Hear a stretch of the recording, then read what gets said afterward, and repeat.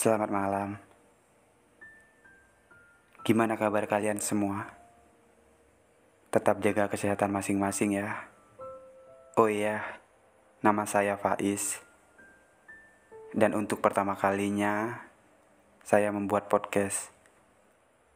Pertama kalinya juga memberanikan diri bercerita, menemani malam kalian.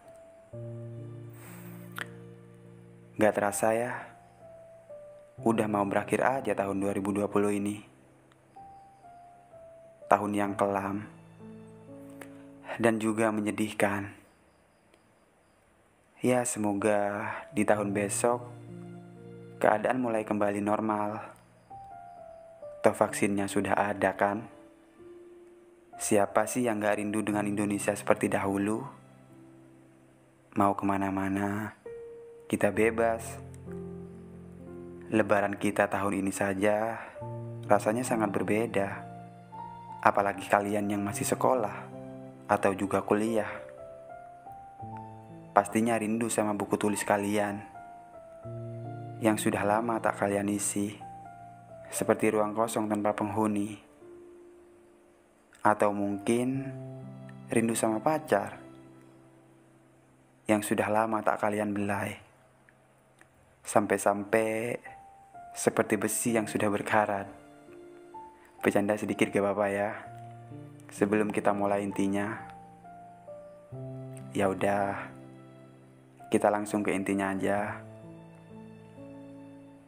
Pada malam hari ini, saya mau bercerita sedikit pengalaman hidup yang berjudul titik di mana hidup kita gak ada gunanya lagi. Kalian ada yang pernah gak sih ngalamin masa di mana hidupmu sudah gak ada artinya lagi? Entah karena masalah atau sebab apapun yang mungkin tidak bisa kalian jelaskan. Beberapa tahun lalu, aku pernah tuh ada di posisi itu. Momen di mana aku rasa hidupku hanya nyusahin orang lain. Momen hidup seperti hidup sendirian. Sampai-sampai aku pasrah kalau Tuhan mau ngambil aku kapan saja. Tapi sebenarnya gak boleh gitu ya. Itu karena dulu rasanya aku sudah lelah menjalani hari-hari yang menyedihkan. Mau nangis. Sudah terlalu banyak air mata yang aku keluarkan. Pokoknya rasa ngeluh itu selalu ingin aku teriakkan. Pengen juga rasanya marah-marah ke Tuhan. Kenapa harus aku? Kenapa hanya aku yang dihadapkan dengan masa seperti ini? Kenapa teman-temanku tidak? Kenapa mereka hidupnya baik-baik saja? Kenapa Tuhan? Kata-kata seperti itu yang selalu muncul dalam pikiran. Kadang juga disampaikan dalam doa, tapi tak pernah ada jawaban. Sebenarnya jawaban itu ada pada diri kita sendiri. Kita harus berpikir lebih jauh. Apa karena kita yang kurang bersyukur? Bahwa bukan cuma kita aja yang dihadapkan dengan momen seperti itu. Di luar sana pasti lebih banyak yang seperti kita. Bahkan juga lebih.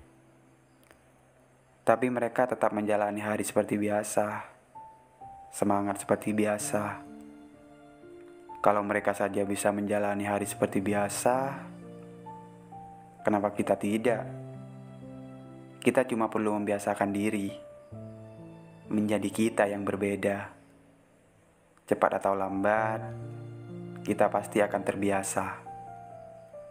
Ketika kita dihadapkan dengan masa yang seperti ini, rasanya semua teman menjauh. Dan hanya teman yang benar-benar berteman yang selalu ada. Sebenarnya gak gitu juga sih. Semua orang kan pasti punya kesibukan masing-masing. Ya mungkin sibuk sama kerjaannya, atau mungkin sama masalahnya. Kita gak tahu juga kan. Setiap orang pasti punya masalahnya masing-masing. Cuma kitanya aja yang gak tahu. Dan kamu perlu banyak bersyukur, punya teman yang selalu ada buat kamu. Dia yang jangan pernah kalian lupakan jasa dan kebaikannya. Di masa sulit seperti itu, dukungan orang tua dan orang-orang terdekat selalu jadi pemacu untuk kita semangat dan bangkit lagi. Begitu banyak pelajaran berharga juga kita dapat dari situ. Dari kesabaran, keikhlasan, dan tidak lupa dengan Tuhan. Bahwa Tuhan memberi ujian yang seperti ini agar kita kembali ingat kepadanya. Yang mungkin kita lupa karena kesibukan kita. Kita akan benar-benar sadar saat dihadapkan dengan masa seperti ini. Karena kita pasti akan merenung. Kenapa? Dan apa sebabnya kita bisa jadi begini? Dan pasti ujung-ujungnya kembali meminta kepada Tuhan. So, ayo jangan sampai kita lupa sama Tuhan. Kita hanya manusia yang kapan saja bisa diambil olehnya. Kalau mungkin kita belum dihadapkan sama masa seperti ini, mungkin memang belum akan sadar. Tapi lihat nanti, ada masalah sedikit saja, pasti ngeluhnya sama Tuhan. Padahal dia gak pernah menghadap Tuhan saat ada panggilannya. Tiba-tiba ada masalah, baru mau nyebut. Makanya, berdekatkan diri kita mulai sekarang, agar kita selalu dalam lindungannya. Maaf, bukannya mau nyeramain ya, cuma sekedar ngingatin aja. Oh iya, untuk yang saat ini sedang menghadapi masa ini, jangan menyerah, jangan putus asa. Kita semua mendukungmu. Jangan sesekali mencoba mengakhiri hidup, karena itu bukan pilihan yang tepat. Ingat, penyesalan selalu datang di akhiran. Dekatkan lagi dirimu dengan Tuhan, agar kamu lebih merasa tenang. Mungkin cuma ini yang bisa saya sampaikan. Terima kasih sudah berkenan mendengarkan.